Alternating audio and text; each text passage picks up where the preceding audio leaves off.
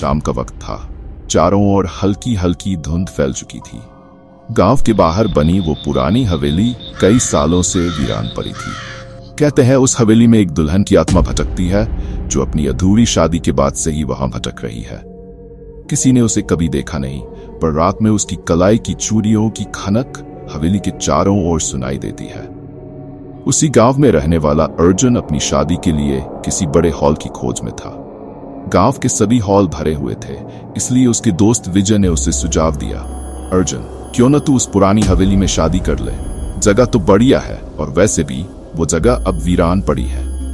अर्जुन थोड़ा झिझका, अरे पागल हो गया है क्या, वहां तो लोग जाने से भी डरते हैं, मैंने सुना है कि वहां भूत प्रेत का साया है।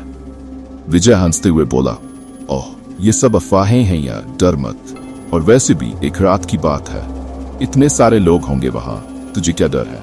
अर्जुन ने थोड़ी देर सोचा और फिर हामी भर दी, ठीक है कर लेते हैं, मुझे वैसे भी जल्दी शादी करनी है। शादी की तैयारियां जोर शोर से चल रही थी। हवेली को फूलों से सजाया गया था।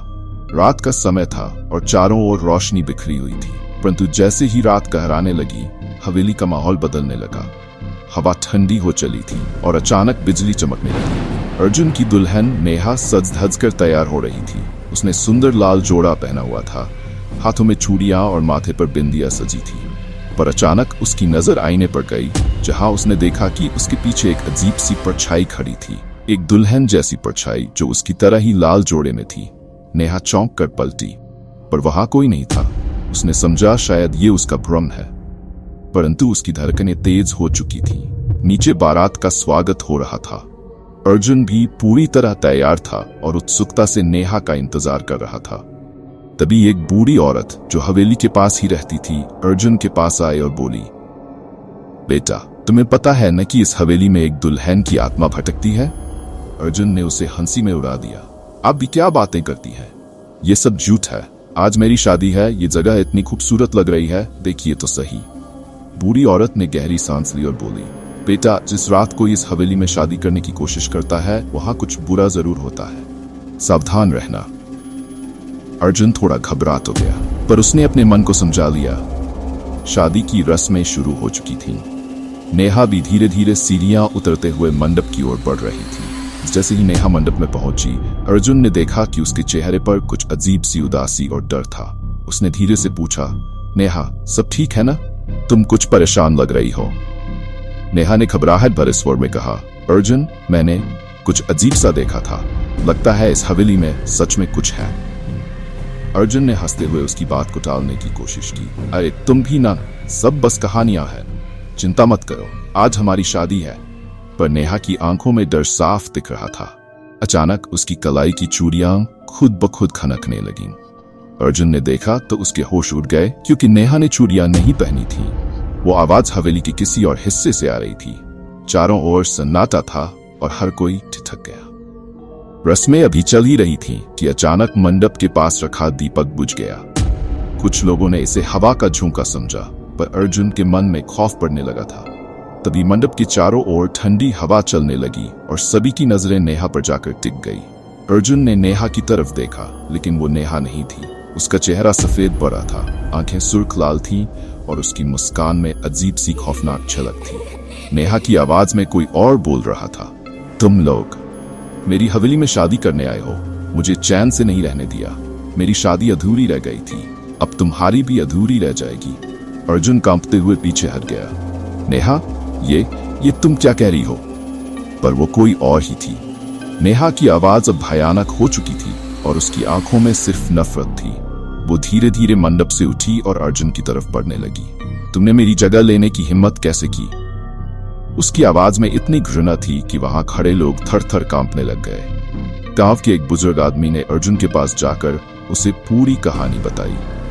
इस हवेली में कई साल पहले एक लड़की की शादी होने वाली थी, पर शादी से ठीक पहले उसका दूल्हा उसे छोड़कर चला गया था। उस सदमे में लड़की ने खुद को आग लगाकर इस हवेली में अपनी जान दे दी। तभी से उसकी आत्मा यहाँ भटकती है, वह किसी को अपनी जगह लेने नहीं देती। अर्जुन के चेहरे का रंग उड़ गया। तो क्या नेहा को उस आत्मा ने? बुजुर्ग ने सिर हिलाया। हाँ बेटा, वो किसी को भी अपनी जगह पर नहीं देख सकती। अब नेहा का शरीर हवेली के बीचों बीच जाकर खड़ा हो गया। उसकी आवाज गूंजने लगी, तुम सबने मेरी शांति भंग की है, कोई भी यहां से जिंदा नहीं जाएगा। हवेली के दरवाजे खुद ब खुद बंद हो गए। लोग डर के मारे चिल्लाने लगे, पर किसी की आवाज बाहर नहीं जा रही थी। सब एक दूसरे को बचाने की कोशिश कर रहे थे। अर्जुन ने देखा कि नेहा का चेहरा अचानक बदल गया। वो असल में वही भूतिया दुल्हन बन चुकी थी। वो सबकी तरफ हाथ बढ़ाकर कहने लगी, तुम सबको यहाँ आकर मुझे छेड़ने का अंजाम भुगतना होगा। अर्जुन की हिम्मत टूटी नहीं थी। उसने हिम्मत करके कहा, मैं जानता हूं कि तुम्हारा बहुत दुख है, पर हमसे कोई गलती हो गई है, तुम हमें माफ कर दो। पर उस दुल्हन ने तेज आवाज में हंसते हुए कहा, माफ करना मेरे लिए नहीं है, मुझे शांति चाहिए और वो तुम्हारी जान लेकर ही मिलेगी। वो अचानक अर्जुन की ओर बढ़ी और उसने उसका हाथ पकड़ लिया। अर्जुन ने खुद को छुड़ाने की कोशिश की, पर वो उससे कहीं ज्यादा ताकतवर थी। तभी अर्जुन ने अपनी जेब से एक धार्मिक ताबीज निकाला और दुल्हन के सामने किया। दुल्हन चीखते हुए पीछे हट गई। नहीं, ये नहीं, मुझे इससे दूर रखो। अर्जुन ने उस ताबीज को लेकर दुल्हन की आत्मा को शांत करने की कोशिश की। उसने प्रार्थना करते हुए कहा, हम तुम्हारी आत्मा की शांति चाहते हैं, हमें माफ कर दो। हम नहीं जानते थे कि हमारी खुशी तुम्हारे दुख को बढ़ा देगी। दुल्हन की आत्मा धीरे धीरे शांत होने लगी। उसकी चीखें बंद हो गई और उसके चेहरे पर उदासी छा गई। उसने धीरे से कहा, मुझे भी कभी ऐसा ही दिन चाहिए था, लेकिन अब मैं चली जाऊंगी, पर तुम सबको ये जगह छोड़नी होगी। ये हवेली अब कभी किसी की नहीं हो सकती। जैसे ही उसने ये कहा, हवेली के दरवाजे खुल गए। लोगों ने डर के मारे बाहर भागना शुरू कर दिया। अर्जुन ने अंतिम बार नेहा की तरफ देखा, जो अब वापस होश में आ चुकी थी। उसकी आंखों में आंसू थे और वो कांप रही थी। अर्जुन ने नेहा को कसकर गले लगा लिया। नेहा अब भी कांप रही थी, उसकी सांसें तेज थी। वो बोली, अर्जुन, वो क्या था? मैंने ऐसा महसूस किया जैसे किसी ने मेरा शरीर पूरी तरह से कब्जे में ले लिया हो।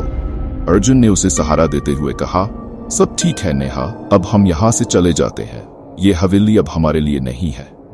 लोग धीरे धीरे हवेली से बाहर निकलने लगे, लेकिन हर कोई सहमा हुआ था। किसी को यकीन नहीं हो रहा था कि उन्होंने जो कुछ देखा वो हकीकत थी या एक बुरा सपना।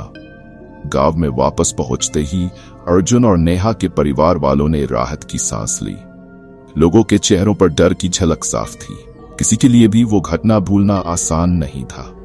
अर्जुन और नेहा ने अगले दिन एक साधु से मिलकर पूरा वाकया बताया।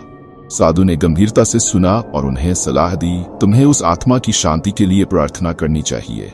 उसका दुख बहुत गहरा है, इसलिए उसे शांति देना जरूरी है, वरना वो हवेली हमेशा के लिए अभिशापित रहेगी। साधु ने उन्हें एक विशेष पूजा करने की सलाह दी, जो आत्मा को मोक्ष दिला सकती थी। अर्जुन और नेहा ने पूरी श्रद्धा से पूजा की तैयारी की। अर्जुन और नेहा के साथ गांव के कुछ बुजुर्ग लोग भी उस दिन हवेली में वापस गए। उन्होंने उस दुल्हन की आत्मा की शांति के लिए दीप जलाए, फूल चढ़ाए और प्रार्थना की। पूरे माहौल में एक गहन शांति छा गई थी, मानो हवेली भी सुकून महसूस कर रही हो। पूजा के बाद हवेली में किसी ने एक हल्की सी आवाज सुनी, जो कह रही थी, अब मुझे शांति मिल गई है, धन्यवाद।